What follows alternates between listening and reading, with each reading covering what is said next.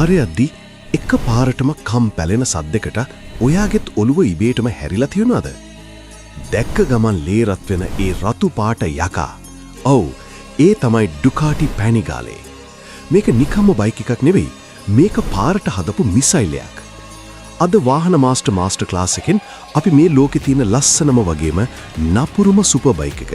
ඒ කියන්නේ ඩුකාටි පැනිගාලේ ගැන A to Z හැම දෙයක්ම කතා කරනවා.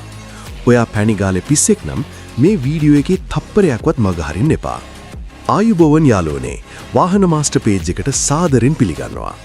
මුලින්ම බලමු මේ පැනිගාලේ කියන නම ආවේ කොහොමද කියලා. ඉතාලියේ බොලෝනියා නගරයේ තියෙන බෝර්ගෝ පැනිගාලේ කියන ගමේ තමයි ඩුකාටි ෆැක්ටරිය තියෙන්නේ. තමන්ගේ ගමේ නම තමයි යාලා මේ බයික් එකට ආඩම්බරෙන් තිබ්බේ.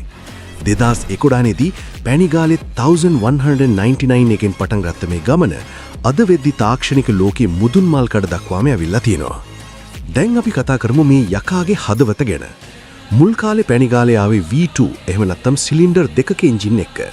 හැබැයි 2018 දී ඩුකාටිලා ලෝකෙම හොල්ලලා පැනිගාලේ V4 ඉන්ට්‍රොඩියුස් කරේ ඩෙස්මෝ සෙඩිචි ස්ට්‍රඩාලේ කියන 1103cc V4 එන්ජිමත් එක්ක. මේ එන්ජිමේ තියෙන ලොකුම රහස තමයි ඩෙස්මෝඩ්‍රොමික් වැල්ව් සිස්ටම් එක. සාමාන්‍ය බයික් එකට එන්ජිමේ වැල්ව් වැහෙන්නේ ස්ප්‍රින්ග් වලින්. හැබැයි RPM එක මාර විදියට වැඩි වෙද්දී ස්ප්‍රින්ග් වලට ඒ වේගෙට වැල්ව් වහන්න බෑ. වැල්ව් ෆ්ලෝට් වෙනවා. ඩුකාටිලා ඒකට ස්ප්‍රින්ග් අයින් කරලා යකඩ කෑලි මෙකැනිකල් ආම්ස් වලින්ම වැල්ව් එක ඇරලා වහන පොසිටිව් මෙකැනිකල් ක්ලෝසින් සිස්ටම් එකක් ගෙනාවා. ඇත්තදම කිව්වොත් ඩුකාටිලා 1956 ඉඳන්ම මේ ඩෙස්මෝඩ්‍රොමික් සිස්ටම් එක යූස් කරන ලෝකේ එකම ප්‍රොඩක්ෂන් බයික් බ්‍රෑන්ඩ් එක.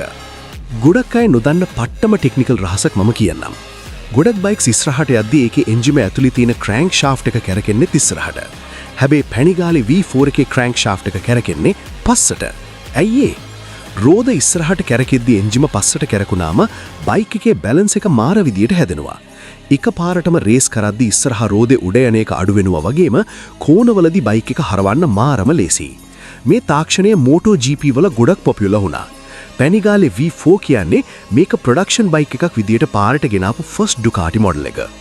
බයික් එකක් වේගෙන් යන්න විතරක් නෙවෙයි, පාරේ ඇලිලා යන්නත් එපැයි. ඩුකාටි කිලුව ගමන් අපිට මතක් වෙන්නේ යකඩ බට කූඩුවක් වගේ තියෙන ට්‍රෙලිස් ෆ්‍රේම් එකනේ. හැබැයි ට්‍රැඩිෂනල් ටියුබියුලර් ස්ටීල් ට්‍රෙලිස් ෆ්‍රේම් එක පැනිගාලේ V4 එකේ නැහැ. ඒ වෙනුවට ඇලියුමිනියම් ෆ්‍රන්ට් ෆ්‍රේම් කන්සෙප්ට් එක තමයි යූස් කරන්නේ. එන්ජිම තමයි බයික් එකේ ප්‍රධානම කඳ. අනිත් ලස්සනම දේ තමයි ස්විං ආම් එක. ගොඩක් පැනිගාලේ V4 වල ඉකොනික් සිංගල් සයිඩඩ් ස්විං ආම් එක තියෙනවා. හැබැයි V4 බේස් මොඩල් එකේ අලුත් අප්ඩේට්ස් වලදී ට්‍රැක් පර්ෆෝමන්ස් ඉම්ප්‍රූව් කරන්න ඩබල් සයිඩඩ් ස්විං ආම් එකක් පවා පාවිච්චි කරනවා. මේ ඔක්කොම සස්පෙන්ෂන් පාලනය කරන්නේ Öhlins EC 2.0 සිස්ටම් එකෙන්.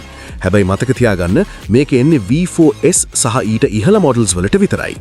බේස් මොඩල්ස් වල තියෙන්නේ Showa සහ Sach manual suspension. මේ බයික් එකට රෝද දෙකක් තිබ්බට මේක ඇත්තටම රෝද උඩ දුවන සුපර් කම්පියුටර් එකක්. මේකේ තියෙනවා 6 axis IMU කියන සෙන්සර් සිස්ටම් එක.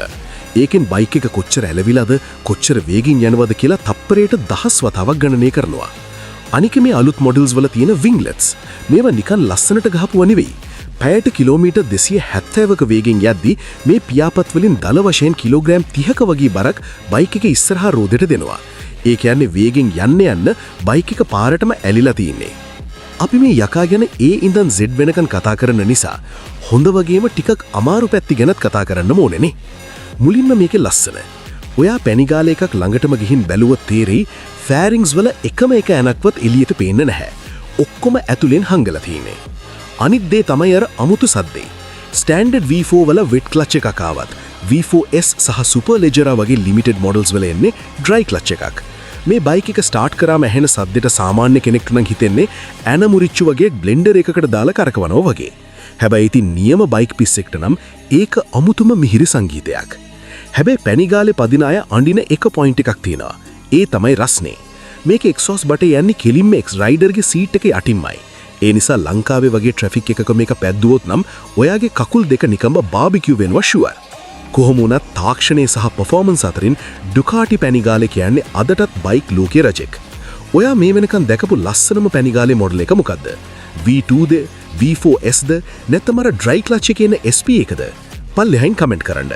මේ වගේ වාහන ලෝකයේ අතුලාන්තිය හාරා උස්සන වාහන මාස්ටර් ක්ලාස් වීඩියෝස් දිගටම බලන්න අපේ පේජ් එක ෆොලෝ කරන්න. යාළුවන්ටත් බලන්න අනිවාර්යයෙන්ම ෂෙයා කරන්න.